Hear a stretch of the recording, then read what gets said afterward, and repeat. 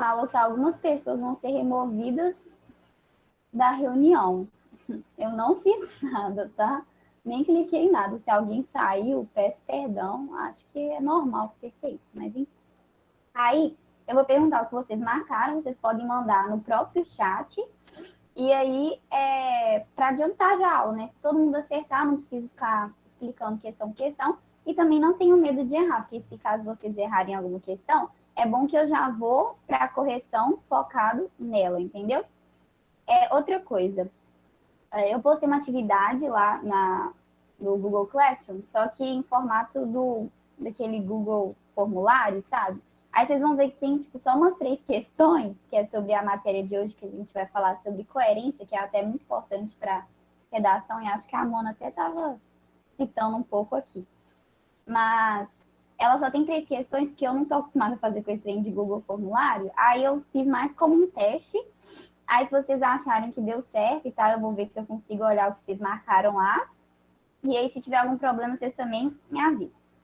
Outra coisa, sobre as questões do simulado, não deu para eu, tipo assim, reservar essa aula hoje, que eu já tinha preparado, né, o material de coerência, e não deu para eu reservar essa aula hoje para a gente fazer a correção do simulado. Mas qualquer dúvida, vocês podem mandar para mim no privado, né? Vocês acham o meu número lá no grupo do intensivo e a gente trabalha juntas. E eu vi que muita pouca gente fez o simulado, né? Mas só relembrando que o simulado é, tipo assim, uma das coisas mais importantes, se não a mais importante para a gente simular o dia da prova, né? Eu sigo uma mulher que ela é, tipo, tem uma formação muito top em neurociência, ela chama Sabrina Oliveira, depois se vocês quiserem pesquisar no Instagram, e ela dá muitas dicas de estudo. E uma dessas dicas, ela fala que tem que ser, no mínimo, um simulado por semana. Então, se é, tipo, no mínimo, às vezes as pessoas até podem fazer mais, porque ela diz que isso é uma coisa, assim, fundamental para a gente aprender a estar preparado para o dia da prova, né? Eu tenho uma amiga que ela até passou em medicina na USP, com a média de 820 no Enem. Você conhece a Sabrina? Ela é ótima, né? Nossa, ela é tudo. Eu adoro as dicas dela. Tem uma amiga minha que passou em medicina na USP pelo Enem esse ano, e ela fazia simulado o tempo inteiro. Tipo assim, você perguntava para ela, o que você vai fazer hoje? Ela fazia, falava, tô só indo fazer simulado. Não falando que ela descartava as aulas, tá, gente? Porque também é muito importante. Senão de onde vocês vão tirar o conhecimento para fazer a prova, né? Mas só enaltecendo aqui que o simulado é importante. Talvez vocês tiverem alguma dificuldade, tipo assim, né? Sei lá, era o feriado do Dia das Mães, não sei. Aí não deu para vocês fazerem, mas se esforcem para fazer os outros. E a última coisa que eu ia perguntar é se algum de vocês vai fazer algum vestibular que tem questão aberta. Me respondam aí no chat. Porque se for, eu tenho que trazer questão para trabalhar aqui na sala. Alguém vai, além? A Larissa respondeu que não. Vai fazer o PISM? Uai, então depois eu posso trazer umas questões de português aqui, porque eu, inclusive, eu passei na UFJF pelo PISM. Então, tipo assim, eu trabalhei muito, muito mesmo as questões abertas e fez total diferença, porque minha nota foi muito boa em português, embaixo. Então, depois eu vou trazer umas questões abertas aqui. Vou entrar aqui no meu.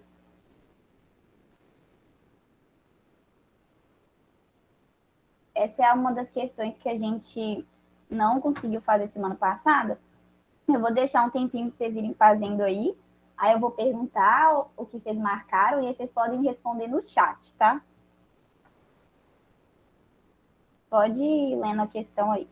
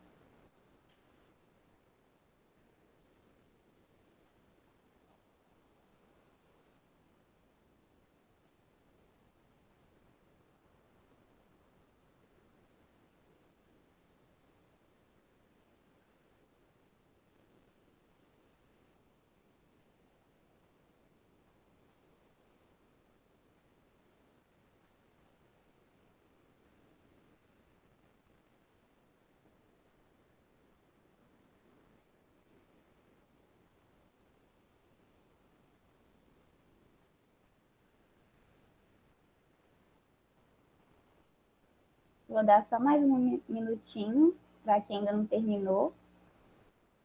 E aí a gente corrige a questão.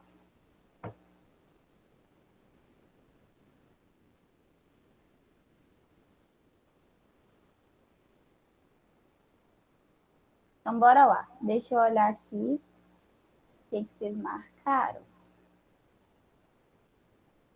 A maioria marcou E, mas tem gente que marcou C. Então, vamos ver a resposta.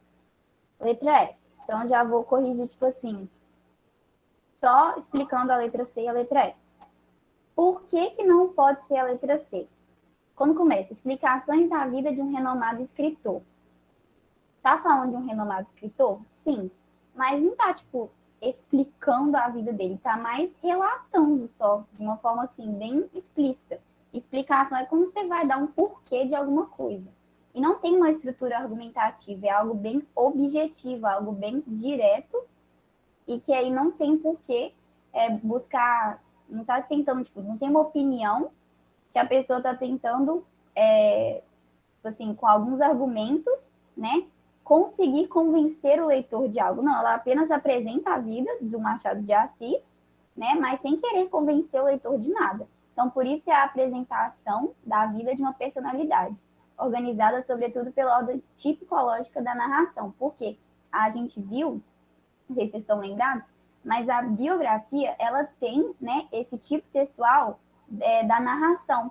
Por quê? Começa tudo com uma sequência bem lógica, né? Desde o nascimento, quando nasceu, como era a infância dessa personalidade, até o momento que essa pessoa vem a falecer. Então tem essa ordem, né? Com espaço, tempo, personagens, né?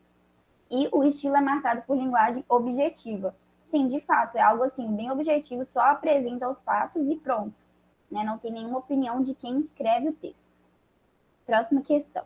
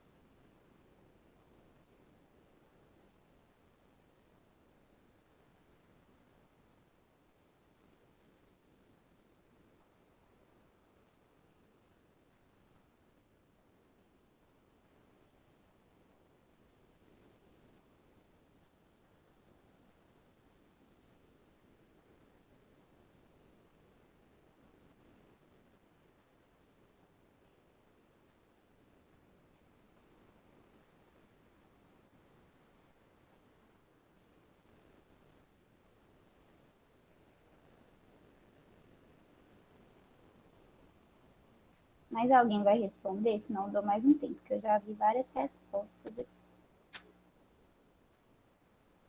Acho que não, né? Vamos lá, vamos ver qual a opção. Letra A. Essa eu imaginei que ia pegar um pouco, mas vamos lá por causa alternativa que, né, teve gente que marcou A, D e B, né? Acho que foi só. Primeiro vamos lá para B. Essa era algo que poderia ser como um distrator da questão. Olha o que a gente tem que lembrar, que sempre focar no comando da questão. A charge revela uma crítica aos meios de comunicação, em especial à internet. Por quê? Então, ela quer saber por que a charge revela uma crítica aos meios de comunicação.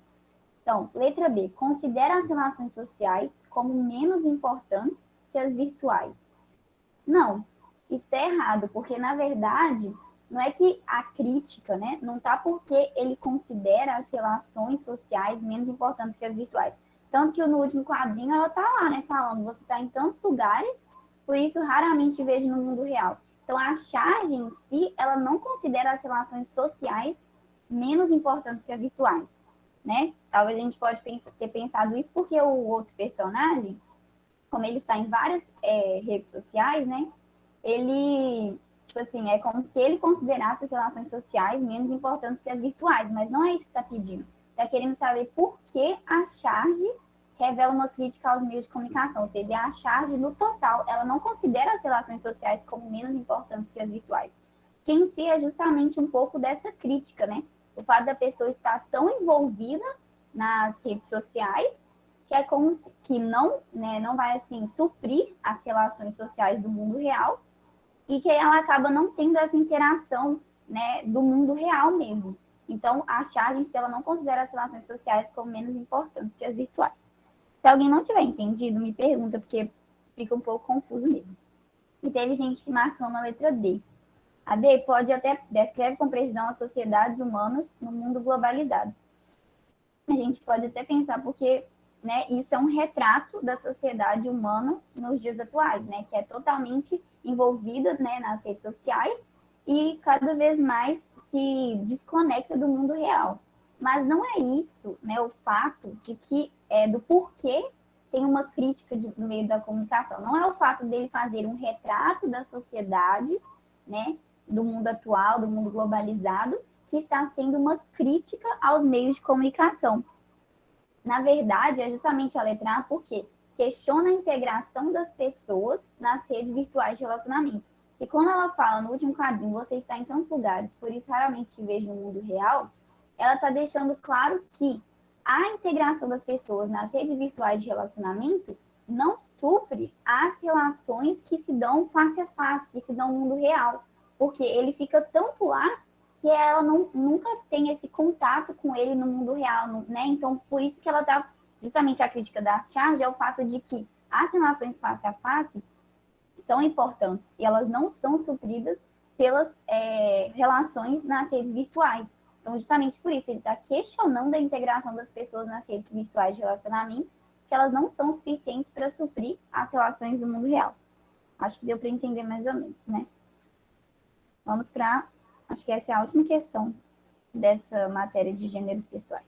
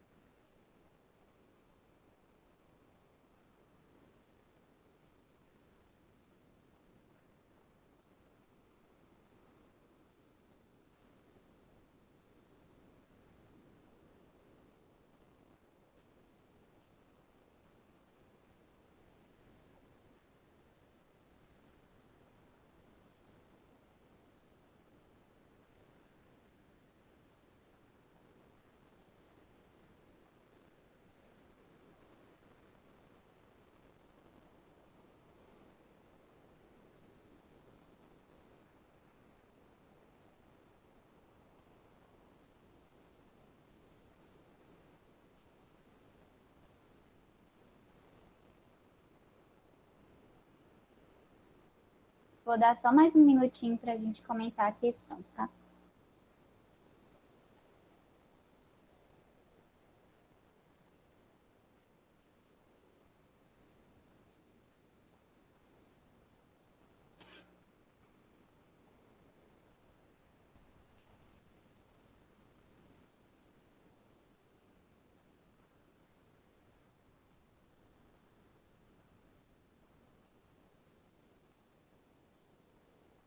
Então vamos lá, mais alguém vai responder alguma coisa? Deixa eu olhar a resposta de vocês aqui. Tá, ficou muito entre a B e a D, né? Vamos ver qual que é a resposta certa. Letra D. Então vamos primeiro explicar a letra B. Os quadrinhos exemplificam que as histórias em quadrinhos constituem um gênero textual, cuja linguagem se caracteriza por ser rápida e clara, que facilita a compreensão, como se percebe na fala do segundo quadrinho. Isso remete a um pouco ao que eu falei com vocês quando eu estava explicando, quando eu comecei a aula de gêneros textuais, eu falei assim, gente, quando a gente estuda gêneros textuais, e até várias outras coisas, né? Eu até dei o exemplo de quando a gente estuda um autor da literatura, a gente pega, assim, características básicas, né? Por exemplo, de cada gênero textual, ou igual eu estava falando da literatura, de cada escola literária, para facilitar que a gente tenha um entendimento melhor nas questões. Mas a gente não pode viver num enquadramento, entende? Tipo, como aquela característica é desse gênero, então, em todas as questões, eu não vou precisar interpretar e analisar o texto específico que eles estão me dando para poder responder. E isso entra um pouco aqui, porque os quadrinhos, eles têm sim uma linguagem que é rápida e clara, né, que geralmente facilita a compreensão, né? Sempre um diálogo meio que face a face, então, tipo, você lê e de uma vez você já compreende. Porém, aqui é um quadrinho específico, ou seja, os quadrinhos exemplificam que as histórias em quadrinhos constituem o gênero textual, ou seja, está falando do quadrinho da questão. Então, nesse quadrinho aqui, apesar da primeira fala HTML, HTML é essas linguagens de expressão das redes tecnológicas, geralmente a gente vê assim, embaixo dos textos, né? Embaixo, que é tipo o nosso link para copiar, mandar, etc. Como vão as coisas? Essa é uma linguagem clara? Sim. É uma linguagem rápida? Sim. Que na letra B está se referindo ao segundo quadrinho, né? Porém, quando a gente pega a linguagem do HTML, não é uma linguagem clara. Ninguém entende o que ele está falando, porque é uma linguagem tecnológica, uma linguagem do computador. Então, por isso que a letra B, ela não pode ser marcada, né? Porque apesar de ter o primeiro balão, o outro balão não tem uma linguagem clara. Agora, a letra D, que possui em seu texto escrito características próximas a uma conversação face a face, como pode ser percebido no segundo quadrinho. Apesar de ter, né, essa fala confusa do HTML, mas, mesmo com uma fala confusa, isso não tira o fato de que esse quadrinho, né, principalmente no segundo quadrinho, representa uma conversação face a face. Então, tá claro aí que esse quadrinho, né, ele exemplifica uma característica do gênero textual dos quadrinhos, que é uma conversação face a face. Beleza? Agora, a gente vai começar sobre coerência, que é a matéria de hoje, e que, assim, é realmente muito importante, né, principalmente para redação, igual a Mona estava falando. Então, primeiro, a gente tem que entender o que é a coerência. Princípio que faz com que um texto seja um texto e não um amontoado de palavras, conferindo efeito de sentido à produção. Então, quando a gente fala de coerência, é tudo aquilo que faz um texto ter sentido, tudo aquilo que conecta todas as palavras do texto para poder expressar alguma coisa. Porque se qualquer jogo de palavras pudesse ser classificado como texto, né, teríamos, assim, muitos textos sem sentido, textos que a gente leria e não nos transmitiria nada. Então, a coerência é justamente esse fator que faz com que a gente possa compreender o propósito do autor naquele texto, né? Que a gente possa ter uma linha de raciocínio durante o texto, né? Não se perder nas informações. Por quê? Porque a coerência, né, para a gente ter esse fator de um texto ser coerente, a gente usa de repetições, substituições e retomadas de expressão. Então, por exemplo, a gente usa as repetições para quê? Para um texto não, por exemplo, quando a gente não tem algo para substituir uma palavra, a gente usa essa repetição porque a gente segue uma linha no texto. Eu não estou falando de um assunto e do nada eu começo a falar de outro. Não, é um texto que vai se construindo como se fosse uma linha. Então, faz necessário que eu repita algumas palavras quando elas não podem ser substituídas, quando elas não têm um sinônimo, né? Para que tenha essa progressão, né, de sentido no texto.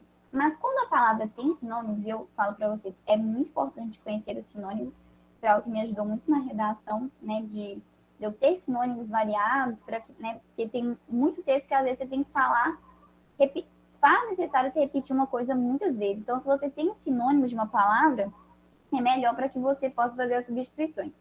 Então, as substituições também, né, para que continue falando do mesmo assunto, mas sem ter aquela repetição excessiva, e retomadas de expressões, quando a gente faz com pronome, né? Quando eu falo, tipo, Amanda caminhou na rua, ponto. Ela, ou seja, eu estou usando o pronome ela para retomar o meu nome, para dar continuidade, para dar um link no texto. E isso que se chama unidade temática. Ou seja, são todos esses recursos, né, igual a gente falou, de repetições, substituições, retomadas de expressão, para que a leitura não se perca, para que você, tipo, quando você esteja lendo, você saiba do que aquele autor está falando em cada parte do texto, mesmo que ele use algumas expressões diferentes. Aí a gente vai ver dois casos aqui da coerência em texto verbal primeiro.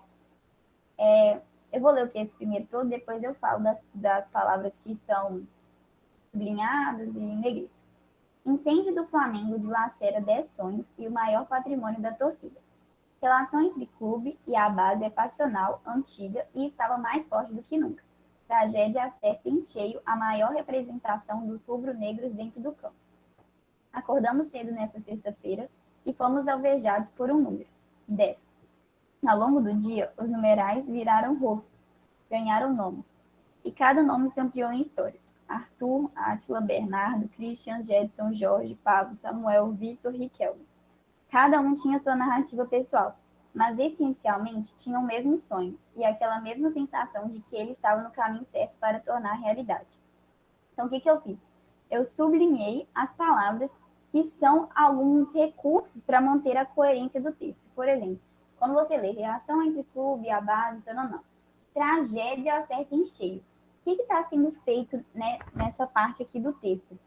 Para eu não ter que repetir novamente incêndio do Flamengo, eu arranjei uma palavra que pudesse substituir, que é tragédia.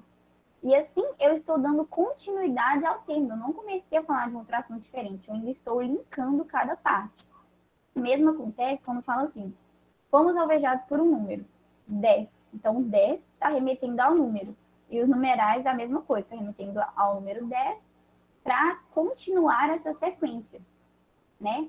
Aí veio Arthur, Átila, Bernardo. O que é isso? Isso está se referindo ao nome que está ali. Cada nome são histórias. Ele está se linkando. E por último tem assim, mas essencialmente tinha o mesmo sonho. E aquela mesma sensação de que ele estava no caminho certo para tornar realidade. Ele está se referindo ao sonho, ou seja, eu fiz um uso de um pronome aqui para poder substituir uma outra palavra, mas dando continuidade. Beleza? Agora, a gente também tem que saber analisar a concordância em texto não verbal. E aí eu trouxe algumas perguntas aqui, que assim, se vocês tomarem essa prática de fazer como vocês estão fazendo o exercício, vai ajudar muito vocês terem interpretação, né? Melhorar a capacidade de interpretação de texto. Porque na hora da prova, às vezes você não vai conseguir ficar pensando em cada detalhe. Mas se você se habituar a fazer isso durante os exercícios, obviamente, né, a sua mente vai se adequar a esse método e vai ser mais fácil de você fazer na hora de uma prova. Então, por exemplo, tem essa imagem aí, e aí eu sempre dei a dica para vocês. Leiam o que está embaixo das imagens, leiam o que está embaixo dos textos. Duque, Jornal, Tempo, 9 de fevereiro de 2019. Aí a primeira pergunta que você pode fazer: o que ocorreu nesta data? Quem é o chargista e que temas ele comumente representa? Aqui remete à ave, o que significa a fita em laço. Então vamos por partes. Primeiro, o que ocorreu nessa data? Muitos podem não saber. Eu, por exemplo, não ia conseguir, tipo assim, só olhando pela data, lembrar. Mas tem gente que sabe, que consegue lembrar. Nossa, a tragédia do Flamengo aconteceu mais ou menos nessa época, de 9 de fevereiro de 2019. Então, tipo assim, é variável, mas é um ponto que se pode ter atenção. Então, se você sabe que mais ou menos perto dessa data foi a tragédia do Flamengo, você já pode começar a ficar atento. Quem é o chargista e que temas ele comumente representa? Também muitos poderiam não saber. As outras duas últimas são mais fáceis de inferir, mas muitos poderiam não conhecer esse chargista. Mas por que eu estou falando para vocês se habituarem a fazer isso nos exercícios? Porque vocês já vão conhecendo mais, aumentando o seu repertório, para ficar mais fácil de você fazer essa identificação na hora da prova mesmo, na hora de fazer questões mesmo. Então, eu falando aqui, né? O chargista é o Duque e os temas que ele comumente representa é de futebol. Então, se você sabe essa informação, você sabe, provavelmente essa charge está relacionada a alguma coisa com, né, a esfera assim do futebol. A que remete a ave? Aí a gente sabe, né, que a ave está remetendo ao time do Flamengo, é um urubu, e ela é o que representa o time do Flamengo. E por último, que com certeza era o mais fácil, é o que significa a fita em laço. A fita em laço é quando a gente vai estar de luto, né, por alguma coisa. Então, quando você junta todos esses elementos, né, você consegue compreender o sentido do texto, consegue ver que esse texto não verbal, ele tem uma coerência. Por vários elementos, ele se agrega em um único sentido. Ele não são várias coisas desconexas e sem sentido. Mas a gente tem que entender que se habituar a esse processo de fazer essas perguntas e buscar o conhecimento, é útil por quê? Porque muitas coisas, principalmente questão aberta, para quem falou que ia fazer questão aberta, ou até mesmo física, muitas coisas eles pedem o nosso conhecimento de mundo. Então, por exemplo, essa charge, né, você precisava ter mais um arquivo cultural, um conhecimento prévio, né, porque se você não soubesse que tinha acontecido uma tragédia com o Flamengo, se você não soubesse da ave, é bem difícil não saber, mas se você não soubesse que essa fita enlace representa o luto, dificilmente você não compreenderia, né, o sentido desse texto. Então é importante também a gente ampliar, né, o nosso repertório cultural para a gente conseguir, né, entender melhor as questões. Aí eu trouxe duas questões para a gente fazer rapidinho. Eu vou dar um tempo aí no mesmo esquema. Vocês mandam aí a resposta no chat, fazendo favor para a gente ir mais rápido.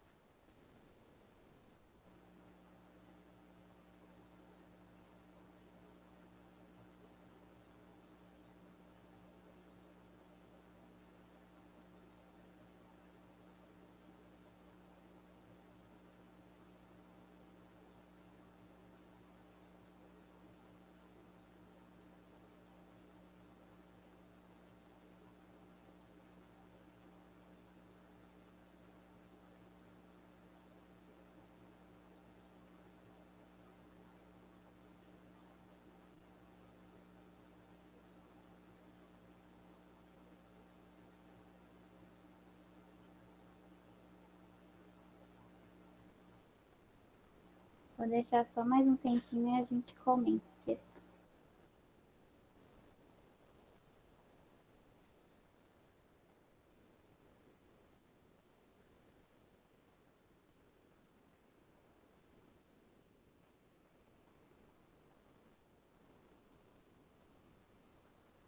Acho que ninguém mais vai dar uma resposta, né?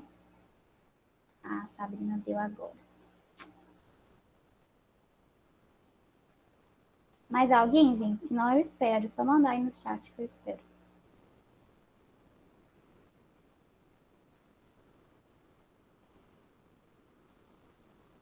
Não? Então tá. Vamos ver a resposta. Letra D. Longe disso.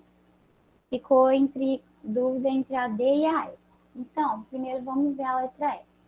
Onde está? Está lá no final. Diferente das grosserias a que me habituaram. Em geral, me diziam com franqueza que a roupa não me assentava no corpo, sobrava no sovaco.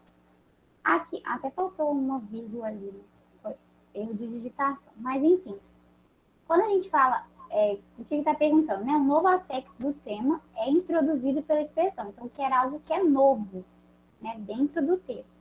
Quando a gente fala aqui em geral, é como se a gente estivesse, assim, retomando um pouco o que ele tinha acabado de falar. Ele falava que, tipo, na verdade, muitas vezes as pessoas, né, para falar algo dele, falavam de forma grosseira. Ele já estava habituado com uma grosseria.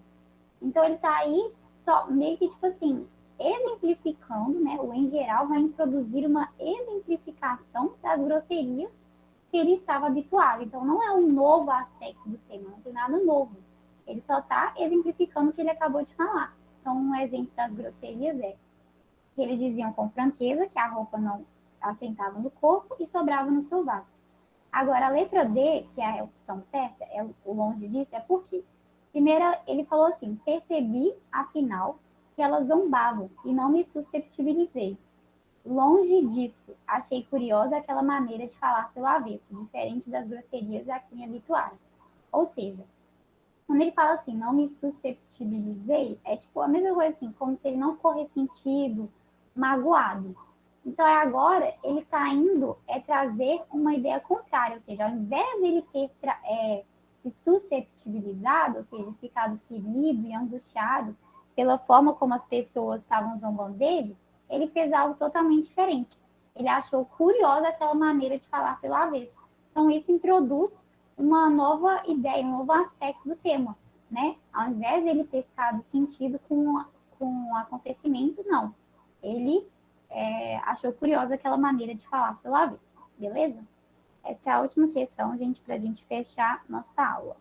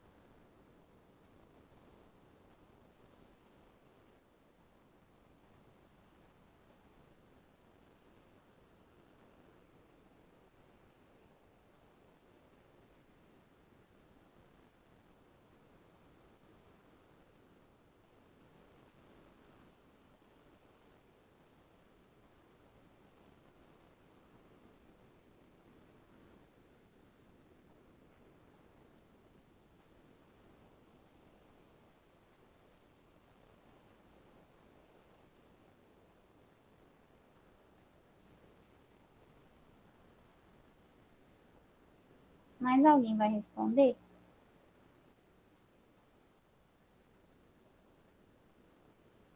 Porque senão,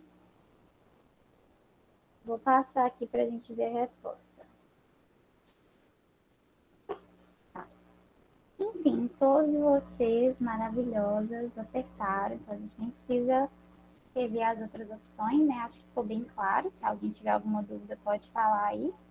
Que é somente a 1 e a 3 que tem esse erro, né, o problema de coerência. Então, vocês percebem como conhecer o que cada conjunção, o que cada expressão, né, traz um significado é importante, né, pra gente, porque se a gente usa